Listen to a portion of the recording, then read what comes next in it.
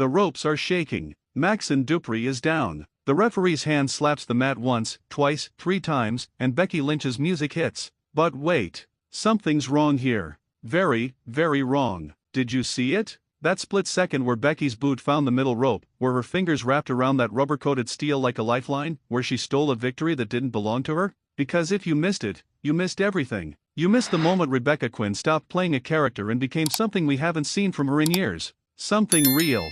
Something dangerous. Something that makes absolute perfect sense when you strip away the merchandise sales and the corporate branding and look at what's actually standing in that ring. A woman who's terrified of becoming irrelevant. And before you rush to the comments to defend the man, before you tell me I don't understand her legacy or her contributions or her place in history, I need you to do something for me.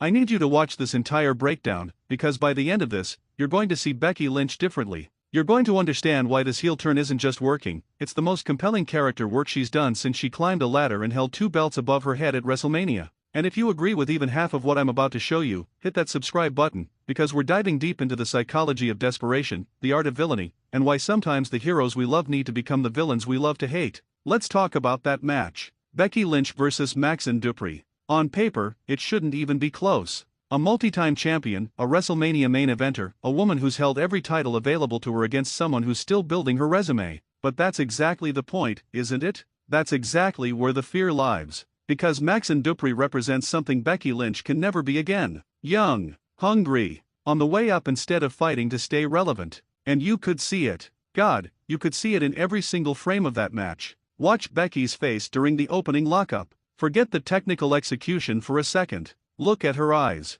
There's no confidence there. No swagger. No remnant of the man who walked into arenas like she owned them. Instead, there's something calculating, something worried, something that screams, I can't afford to lose this. And that's the transformation we're witnessing. Not a character turn written on a script, but a woman who's looked in the mirror and seen the expiration date that the wrestling industry stamps on every performer, especially women performers, and decided she'll do whatever it takes to extend her shelf life. The match itself tells a story that WWE's commentary team tried desperately to gloss over. Maxine wasn't just competitive. She was winning. Not in the plucky underdog gets some hope spots way, but in the this young wrestler is actually better than you remembered and might pull off the upset way. Her offense was crisp. Her timing was perfect. And most importantly, the crowd was buying it. You could hear the shift in the audience, that organic groundswell of support that you can't manufacture, where people start to believe that maybe, just maybe, we're about to witness something special. And Becky felt it. You know she felt it. Because that's when everything changed. That's when you saw the veteran instincts kick in, not the noble veteran who wants to help elevate the next generation,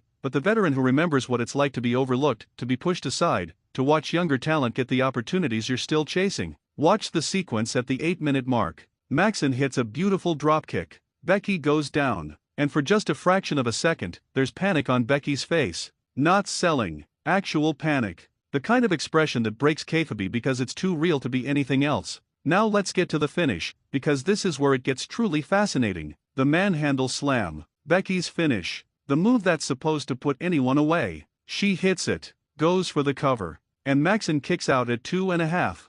Not a weak kick out. Not a barely got the shoulder up kick out. A strong, defiant kick out that says, I belong here and you're going to have to do more than that to beat me. And this is the moment. This is where Becky Lynch makes the choice that defines everything we're talking about. She doesn't dig deeper into her arsenal. She doesn't show respect and shake Maxine's hand. She doesn't have some moment of self-reflection about passing the torch. No. She rolls Maxine up, grabs the middle rope with her left hand, plants her boot on that same rope for extra leverage, and steals 3 seconds that she didn't earn. The referee doesn't see it. The official result goes into the record books as a Becky Lynch victory. But everyone watching at home saw it. Everyone in that arena with a clear sightline saw it. And most importantly, Becky knows that we saw it. Look at her face immediately after the bell rings. There's no celebration. No triumphant raising of the arms. Just a quick exit, a woman who got what she needed and doesn't want to stick around for the questions. Some of you are thinking, it's just wrestling. Heels cheat. That's what they do. And you're right, but you're also missing the entire point.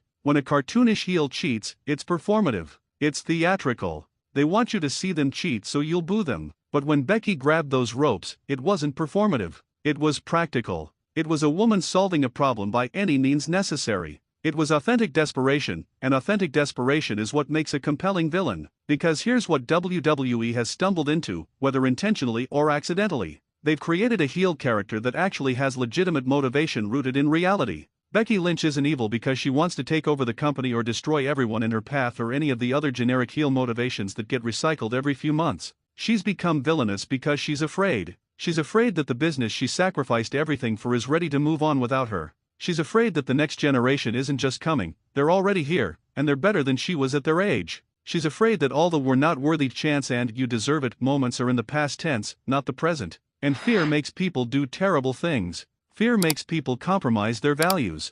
Fear makes people look at a rising star like Maxine Dupri and see not a colleague or a future peer, but a threat to their livelihood. That's not a character turn. That's human nature. That's why this works when so many heel turns feel hollow and forced. Think about Becky's journey for a second. She spent years grinding in obscurity, working independent shows for gas money, flying across oceans for opportunities that might lead nowhere, finally making it to WWE and spending even more years in catering, in forgettable tag teams, in storylines that went nowhere. Then, through a combination of perfect timing, organic crowd reaction, and sheer force of will, she became the man. She main event WrestleMania. She was on the cover of video games. She had the entire industry in the palm of her hand. And then she got pregnant, took time off to have her daughter, and came back to a completely different landscape. New stars, new favorites, a business that had kept moving while she was gone, because the business always keeps moving. No one's irreplaceable in professional wrestling. Not Hulk Hogan, not Stone Cold Steve Austin, not The Rock, and certainly not Becky Lynch. She came back to that reality, and you can see it weighing on every decision she makes in that ring now. The brilliance of this heel character is that it forces the audience to confront an uncomfortable truth. We love to cheer for the underdog rising to the top. We love the Cinderella story, the against all odds triumph, the moment when hard work and talent finally get recognized. But what happens after? What happens when that underdog reaches the top and realizes there's a whole new generation of underdogs coming for their spot? What happens when the hero's journey is complete and the only direction left is down? Most wrestling heel turns give us mustache-twirling villains who are bad because the script says they're bad. But Becky's transformation gives us something far more nuanced. A character who believes she's justified. A character who can rationalize every shortcut and every compromise because the alternative is irrelevance. That's the kind of villain that stays with you because on some level, you understand their perspective even as you condemn their actions. Look at her interactions with other wrestlers in recent weeks. There's a brittleness there that wasn't present during her babyface run. When she talks, there's an edge that feels less like confidence and more like someone constantly defending territory. When she wrestles, the aggression is shifted from "I'm the best and I'm going to prove it" to "I can't afford to lose so I won't." That's a completely different energy, and it changes everything about how we receive her as a performer. And here's what makes this so much better than her previous heel runs. This isn't Rebecca Quinn playing a villain. This feels like Rebecca Quinn channeling real frustrations, real anxieties, real fears about her place in the industry into a character that gives those emotions permission to exist. The best heel work always has that element of truth, that sense that the performer is accessing something genuine rather than just reading lines and hitting marks. The finish against Maxine works because it's not about dominance. Dominant heels beat you clean and then beat you up some more to prove a point. Desperate heels find a way to survive by any means necessary. Becky didn't destroy Maxine. She barely escaped with a win, and she had to cheat to do it. That's not the behavior of someone at the top of their game. That's the behavior of someone who knows they're one bad night away from sliding down the card, and they're clawing at anything to prevent that fall. What makes this even more fascinating is how it inverts everything the man represented. The man was about confidence, about swagger, about walking into any situation and dominating through sheer force of personality. This version of Becky Lynch is about insecurity masked as aggression. It's about a woman who's lost that confidence but is trying desperately to convince everyone, including herself, that she still has it. And when you can't convince people through your actions, you resort to shortcuts. You grab the ropes. You take the easy way out. You become exactly what you would have despised when you were hungry and scrapping for recognition. If WWE leans into this, if they really commit to exploring this character, we could be watching the best work of Becky Lynch's career. Not because she's a better wrestler now than she was 5 years ago, but because she's a more complete performer with access to a wider emotional range. She can draw on experiences of being on top and feeling it slip away. She can channel real frustrations with how the business treats women over a certain age or women who step away to have families. She can create a character that resonates because it's built on truth, even if that truth is uncomfortable. The test will be whether they let her stay in this space or whether they rush to a redemption arc because selling merchandise requires likable characters.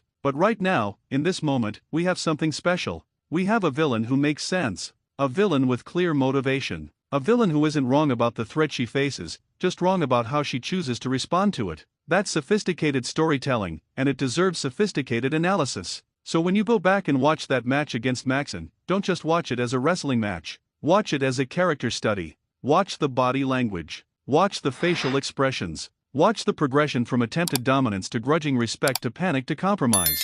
Watch a woman make a choice in real time to become something she never wanted to be because the alternative is worse. And if you found this breakdown valuable, if you see Becky Lynch differently now, if you want more deep dives into the psychology behind wrestling's most compelling characters, that subscribe button is right there. We're building a community of fans who want to go beyond the surface, who want to understand why moments work and why characters resonate. Join us. Be part of the conversation. Because Becky Lynch grabbed those ropes, and in doing so, she grabbed something far more valuable. She grabbed our attention. She made us care again. She made us uncomfortable, angry, fascinated. She reminded us that the best villains aren't the ones we love to hate, they're the ones we hate that we love. And right now, that's exactly what she's becoming.